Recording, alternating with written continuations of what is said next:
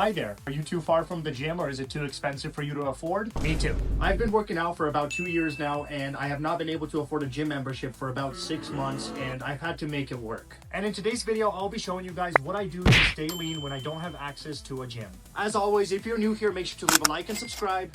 And let's begin. And if you still could not tell yet, workout number 1 will be incline push-ups. Incline push-ups work on your chest, shoulders, and triceps, and I do find them to be a lot more intense than regular push-ups. However, that might just be a me thing. For workout number 2, we're going to be remaining focusing on arms and shoulders, and we're going to be needing a chair. Essentially, this workout requires you to put your hands on the chair behind your back a little bit, go down using your arms, and push yourself back up using your arms. This imitates dips, I would say. This also imitates the tricep pull down at the gym.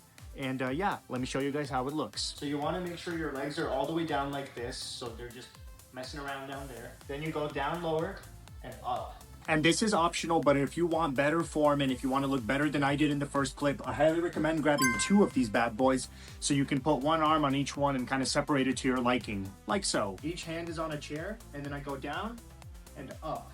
And this uses even more arm and even less legs. Because driving with your legs is for pussies. Excuse my terrible form, but this workout works out on triceps and a little bit of shoulders, but primarily arms. And for those who say that doesn't look difficult at all or challenging at all, go ahead and give it a try. I want to see you do it. I've been working out for a while and I'll do a physique reveal at the end. However, I'm literally sweating on my face after 10 dips. That's it. My shirt had to go off for this next workout, but to be honest, this next workout is a lot more optional than the rest. You don't really have to use chairs or something that I use. You can use whatever you'd like. For example, when I have a full gallon of milk, I'll use a gallon of milk. But when I don't, I'll use something a little bit heavier. But my biggest recommendation for you guys would be to grab a backpack of some sort, fill it up with some heavy shit, and grab a towel. I'm not 100% sure how much this backpack weighs, but as you can see, my muscles are already flexed up because, I mean, yeah, it does have some weight to it. And the reason I told you to grab a towel is essentially you're going to want to put a towel through this hole right here so you can have a better grip of your, dumbbell. Essentially something like this. Essentially what you're going to want to do is stand like this, grab your hand right here, that way you don't use it for any reason or any cheating, and then slowly start curling. And with these curls, I'd recommend going a little bit slower so that you really feel the burn in your arm, because with these, you want to prioritize quality over quantity. And essentially, I love this workout because you can work till failure, because once your arm gets too weak to pull, this whole thing by itself, you can literally split the towel in half and start doing the same exact thing with 2 arms. What this really reminds me of when I'm in an actual gym setting is anything related to cables. Essentially, it's your controlled weight, and if you have, a scale at your house, you can also control how much you're lifting. But what I love about it is essentially you can work out with both arms or you can work out with one.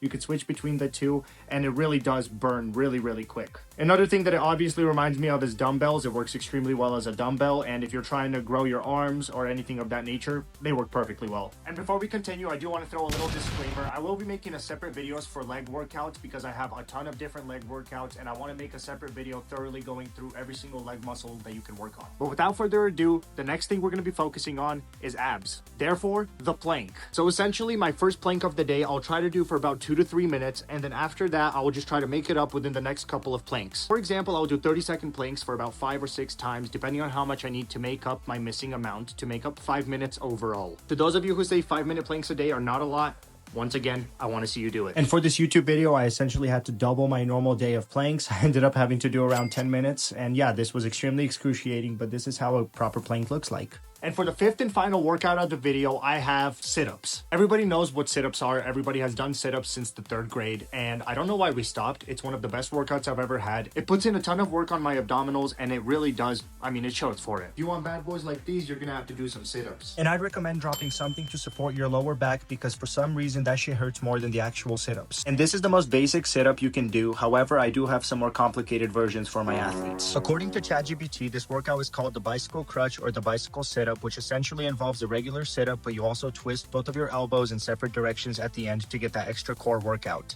If you do these workouts every single day unconditionally, I give it about 3 weeks to about a month and a half before you see a radical change in the way your body looks. I've been doing these workouts for a lot longer and I haven't been as consistent as I should be, and that is why I don't look as well as I want to. So you guys gotta remember, part of this is consistency. With home workouts, you have to be extremely consistent because you don't have access to a gym and you have to push harder and do more. I did want to make this video a little bit shorter in case you guys don't like this kind of content. By the way, if you do, make sure to leave a like and subscribe and let me know what you think about this kind of content in the comments. However, these are not the only workouts I do. I do a lot more every single day, and I will make a follow-up video if this video does great. I just don't want to make all of my workouts in one video, make the video too long and the video flops and I waste days and days recording it. I think our goal as future bodybuilders or current bodybuilders is to eventually get back into the gym. I really don't want to be working out at home the rest of my life. However, sometimes circumstances just don't work out, and yeah, sometimes you got to do what you got to do. But anyway, I hope you guys enjoyed this video. If you did, make sure to slam that subscribe button. Once again, make sure to slam that like button. Please comment what you think of this kind of video, and I hope you guys all have a great rest of your day. Peace.